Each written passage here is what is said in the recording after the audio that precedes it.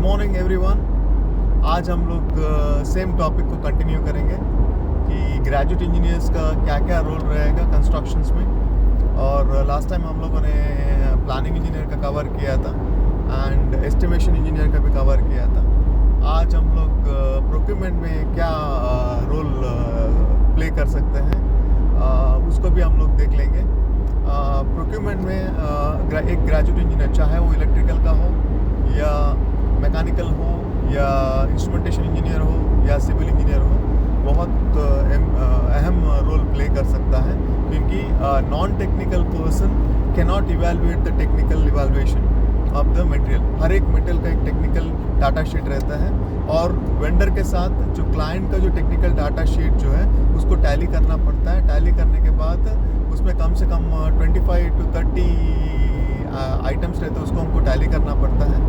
वो आइटम्स के साथ टैली होने के बाद हर एक चीज़ टैली नहीं होता, क्योंकि वेंडर जो है हमारा रिक्वायरमेंट के हिसाब से नहीं बनाते। उन लोग का एक रेंज रहता है, वो रेंज के अंदर हम लोग को चूज़ करना पड़ता है। उनका कैटलॉग रहता है, उसका रेंज के अंदर हम लोग को अपना जो क्लाइंट का जो रिक्वायरमेंट, चाहे वो कंट्रोल वॉल हो या ऑन ऑफ वॉल हो या मोटराइज वॉल हो या पाइपिंग मटेरियल हो या I can say pressure relief valve हो या gate valve, butterfly valve, globe valve, जो भी है उसको हम लोग को टैली करना पड़ता है, including your electrical power cable हो या अपना कंट्रोल केबल या इंस्ट्रूमेंटेशन केबल हो या ग्राउंडिंग केबल हो, सबको टैली करना पड़ता है with reference to this one. So manufacture का उनका एक रेंज रहता है, उसको टैली करना पड़ता है। सो टेक्निकल इवैल्यूएशन करने के लिए और उसके बाद जब मेटल रिसीव होता है उसके बाद भी हम लोग इंस्पेक्शन करने के लिए एक टेक्निकल इंजीनियर का ज़रूरत पड़ती है। ठीक है, तो अभी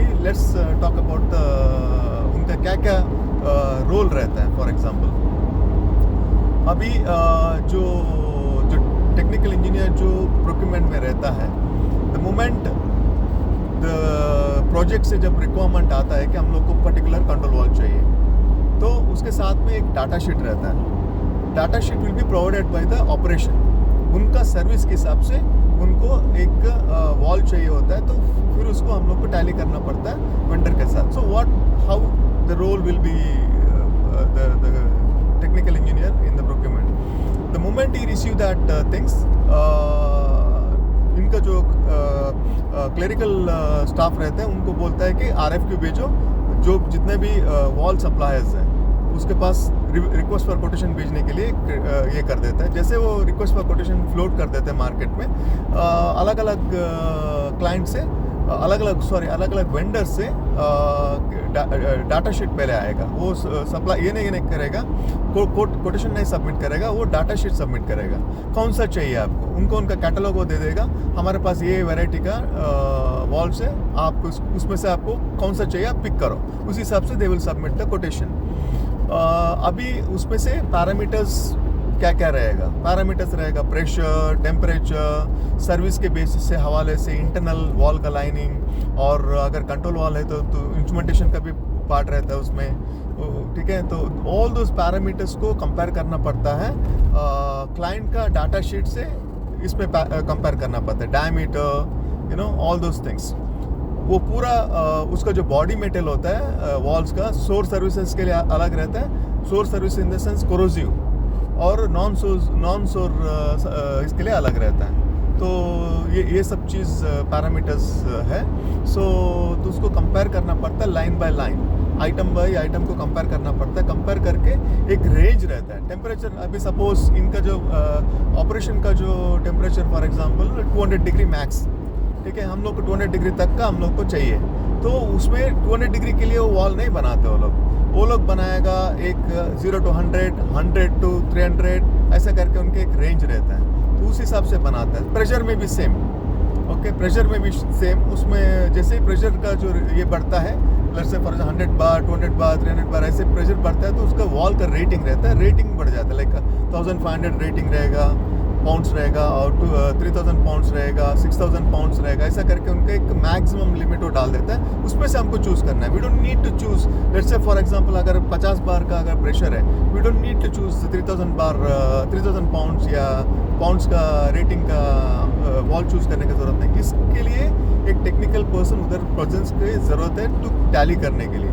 जो टैली करने के बाद वो क्लाइंट को फॉरवर्ड करेगा। क्लाइंट को फॉरवर्ड करते ही क्लाइंट क्या करेगा, क्लाइंट उसमें से देखेगा कि उनका ऑपरेशन के साथ डिस्कस करेगा कौन सा अच्छा रहेगा। तो क्लाइंट कुछ कमेंट्स देगा अदर देन द वेंडर्स का जो अवेलेबल फीचर्स के अलावा क्लाइंट बोलेगा मुझे उसमें से फलाना चीज़ ये चाहिए, फलाना चीज़ वो चाहिए, स्प्लिट वॉल चाहिए मुझे, जो अगर सेमी सॉलिड सर्विस है तो वो बोलेगा मुझे स्प्लिट वॉल चाहिए ताकि मेरा मेंटेनेंस के टाइम पे वॉल में बहुत प्रॉब्लम आता है। मेंटेनेंस के टाइम में वॉल को स्प्लिट करके, मतलब एक स्प्लिट वॉल आता है जो वैसा, तो वो बोलेगा मुझे स्प्लिट वॉल का ये चाहिए।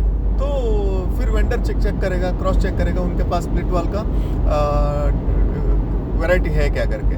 फिर वेंडर फिर to and fro communication start हो जाएगा। तो उसी हिसाब से फिर वो जब फाइनल वो अपना डाटा शीट देगा, अगेन टेक्निकल इंजीनियर जो मैकेनिकल इंजीनियर हो या इंस्ट्रूमेंटेशन का इंजीनियर हो जो भी है, वो अपना पैरामीटर को चेक करेगा, फिर से क्रॉस चेक करेगा, उसके बाद फाइनल सबमिशन करेगा।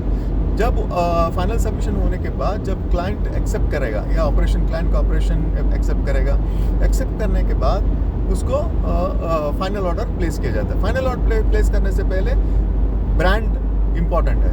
ओके, ज़्यादातर आरामको हो गया, साबिक हो गया, वो लोग चाइनीज़ ब्रांड को एक्सेप्ट नहीं करते, कभी कभी इंडियन डायरेक्ट ब्रांड को भी एक्सेप्ट नहीं करते। तो उसमें क्या होता है कि जो इंटरनेशनल ब्रांड्स हैं जैसे कि फिशर हो गया और दूसरा जो ब्रांड्स वगैरह जो है, वो लोग क्या करता है कि इंडिया में उनका ये रहता है, ब्रांच रहता है, ठीक है। तो इंडिया में उनका जो ब्रांच रहता है तो वो एक्सेप्टेबल है।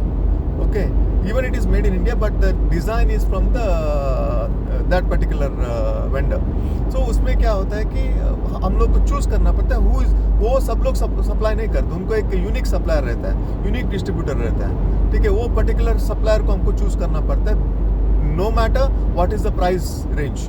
तो उसको ही हम चूज़ करना पड़ता है क्योंकि nobody else is supplying that things.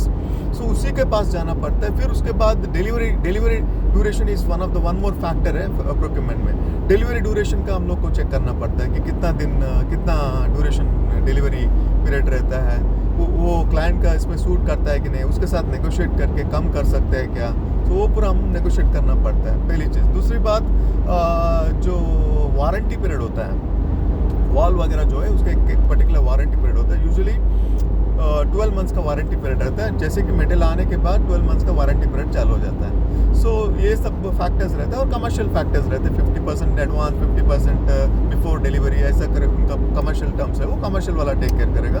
Warranty का हम लोग को ये करना पड़ता है, क्लाइंट के साथ डिस्कस करना पड़ता है। देखो वो 12 महीने का देता है, क्लाइंट बोलेगा नहीं मुझे कम से कम 2 साल का चाहिए।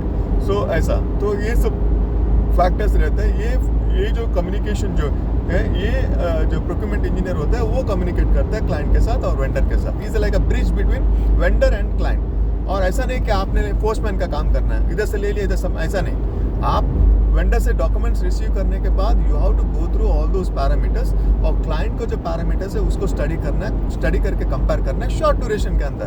क्योंकि आपके पास पेपर ज़्यादा दिन नहीं रहना चाहिए टेबल में, मैक्स टू मैक्स 1 दिन या 2 दिन, 1 दिन 2 दिन के अंदर आपका टेबल से डॉक्यूमेंट या तो वेंडर के पास जाना चाहिए या तो क्लाइंट के पास जाना चाहिए। अगर आपने अपना होमवर्क अच्छा किया तो ऑटोमेटिकली मेटल का अप्रूवल क्विकली हो जाता है। और आपको करना क्या है कि 2-3 वेंडर्स का अप्रूवल लेना है, ताकि एक वेंडर अगर नेगोशिएट करने लगेगा तो फिर कॉस्ट क्या करेगा, एक ही वेंडर रहेगा तो कॉस्ट अपने मन मर्जी के हिसाब से बढ़ाएगा। सो क्लाइंट को बोलने का सी आपका रिक्वायरमेंट है फिशर्स का, हमारे पास दूसरा ब्रांड का वॉल है, ये भी अच्छा है, it's also made in USA या मेड इन यूरोप कंट्री जो भी है फलाना, या made in India but it's European brand, design जो है यूरोप का डिज़ाइन है। सो ऐसा करके क्लाइंट को कन्विंस करना पड़ता है। अगर आपने 2-3 वैरायटी का क्लाइंट से अप्रूवल ले लिया so it will be advantage for you, ताकि वो ये करेगा। तो क्लाइंट को क्या क्या फैक्टर्स क्लाइंट लुकिंग फॉर, एक तो जो वॉल आप परचेस कर रहे हैं उसका लोकल स्टेशन में, मतलब लोकली उनका मेंटेनेंस का सर्विस या स्पेयर पार्ट्स का मेंटेनेंस में स्पेयर पार्ट्स का लोकली अवेलेबिलिटी वो चेक करें। क्योंकि यूजुअली क्या होता है कि कोई भी चीज़ आप परचेस करते हो उसका मेंटेनेंस आता रहता है। जब मेंटेनेंस आता है, वेयर एंड टेयर पार्ट्स रहता है, तो उसका गैसकेट हो गया, उसका कुछ हो गया, तो फिर वो क्या होता है कि आपको फिर वो वेंडर के वेट करना पड़ता है। वेंडर एंटरटेन नहीं करता, क्योंकि छोटा सा गैसकेट के लिए, छोटा सा इसके लिए, ओ रिंग के लिए वो क्यों ये करेगा, ज़्यादा हेडेक लेगा, वो एंटरटेन ही नहीं करता। तो इसमें क्या होता है कि प्लांट में प्रॉब्लम होता है, प्लांट वालों को प्रॉब्लम, तो वो क्या करता है कि वो चीज़ फॉलो करता है कि जो मटेरियल सप्लाई करता है उसका लोकली कुछ स्पेयर पार्ट्स का अवेलेबिलिटी, सर्विस सेंटर, ठीक है, अवेलेबल है क्या करके देखेगा। तो ये एक फैक्टर एडेड एडवांटेज है वेंडर्स को।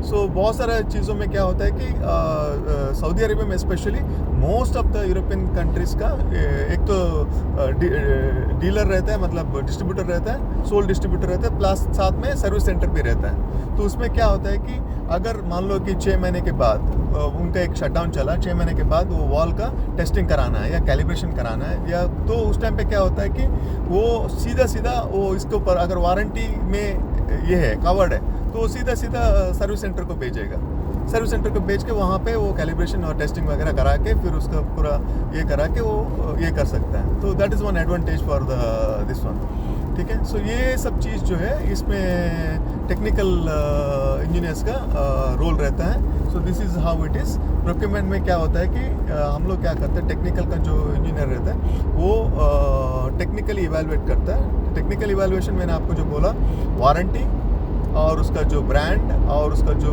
प्रेशर रेटिंग वगैरह हो गया, टेम्परेचर हो गया, और अलग अलग वैरायटी का जो इसमें जो है कंपैरिजन होता है, मिनिमम तीन सप्लायर के साथ उसको कंपेयर किया जाता है। और उसका प्रीवियस एक्सपीरियंस, प्रीवियस उनका जो ये है, सपोज हम लोगों ने किसी चीज़ से परचेस किया और उसका परचेस करके सप्लाई करने के बाद पता चला 4 महीने के बाद उसमें ये आया, ट्रबल शूटिंग आया, तो ये सब चीज़ जो है हम नोट करके रखते हैं, इसमें पॉइंट में डालते हैं कि ये प्रॉब्लम है, ठीक है। और किसी वॉल का जो है 2-2, 3-3 साल तक कोई कंप्लेंट नहीं रहता, वो पॉजिटिव ये इसमें आ जाता है। तो उसमें क्या होता है कि वो हम लोग क्या करते हैं, उसको हम लोग फर्स्ट प्रेफरेंस देते हैं। जिसमें ट्रबल शूटिंग बार बार आता है हम अवॉइड करते हैं उसको क्लाइंट को प्रपोज करने के लिए। क्यों, सप्लाई करने के बाद भी क्या होता है कि उसमें हम लोग को ही प्रॉब्लम रहता है। So that is the thing. So this is all about technical जो इंजीनियर जो प्रोक्योरमेंट में जो सर्व करता है उसका जो first of all technical evaluation,